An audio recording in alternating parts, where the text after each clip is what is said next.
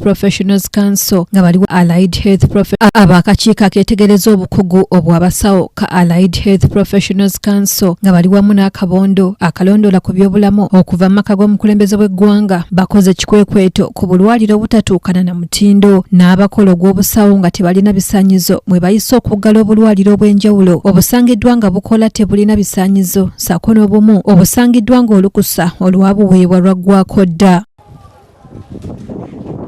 Mu bifo bye batuuseemu mwe muli akalwaliro ke basanze Kabalagala mu divisioni y'e Makindye ng'akakulira talina bumanyirivu so ng'era waliwo n'asangiddwa akuula abantu amannyo ate ng'abadde akyali muyizzi.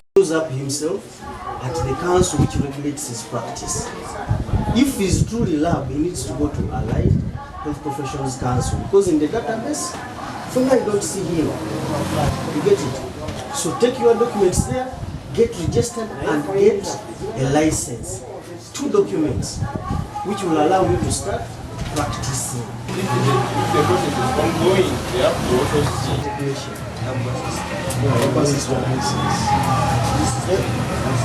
Write your name after here I'm going to verify. This one has no license.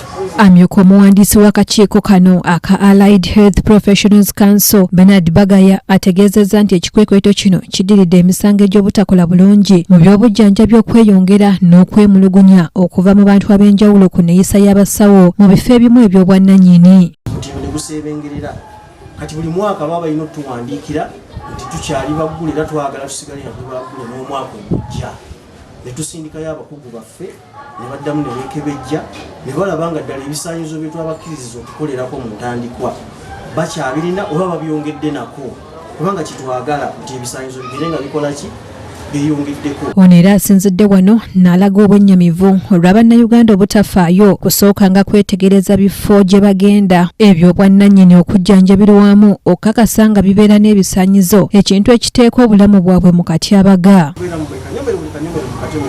Kati oluusi abasawo bagenda ne tubaweereza okugenda osupervisinga eyo ewala ate bano bwe twasookerako ewaffe ne beesulirayo obwannaggamba mu kuzza obujja emitindo gyabwe n'okwewandiisa okufuna layisinsi empya. Kakati kyova olaba nti ku luno bwe twagambye nti tugende tukole inspections twatandikidde waka twatandikidde mu bitundu ebitwetoolodde kubanga oli agenda n'alowooza nti okutwetooloola kubeera ng'oli mutuukirivu.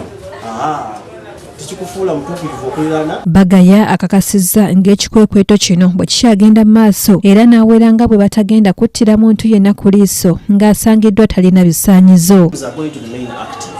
In this particular episode, we expect that our teams are going to close all facilities which don't meet the standards, either permanently for those that we find that the operators are quacks, people who have never gone to school to study any form of medicine or medical practice, or temporarily for those medical professionals who are trained but do not fulfill all the requirements to operate private facilities. Kisaakye Tekla yakusakidde eggulire lino ku lwa KTV Amalindirire.